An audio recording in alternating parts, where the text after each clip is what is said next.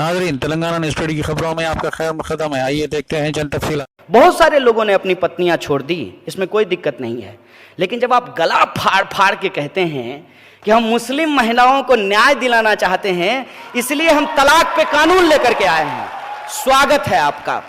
आप यदि मुस्लिम महिलाओं को न्याय दिलाना चाहते हैं, आप कानून लेकर के आए हैं, स्वागत है आपका। लेकिन उन महिलाओं का क्या जो बिना तलाक दिए ही जिनको छोड़ करके भाग गए हैं लोग, उनका क्या? और ये सवाल मैं क्यों उठा रहा हूं, आप मुझे बताइए कि वो इतने साल से राजनीतिक जीवन में हैं, ये पत्नी का सवाल कब उठ करके सामने आया है? जब चुनाव आयोग ने कहा कि यदि आप शादीशुदा हैं तो उस कॉलम को आप छोड़ नहीं सकते हैं, उस कॉलम को आपको भरना पड़ेगा। और ये क्या होती है? ये एंटी विमेन मानसिकता जो है, मैं उसके खिलाफ हूं और उससे जोड़ करके मैं देखता हूं, और उसको आप समझिए मैं कैसे देखता हूं।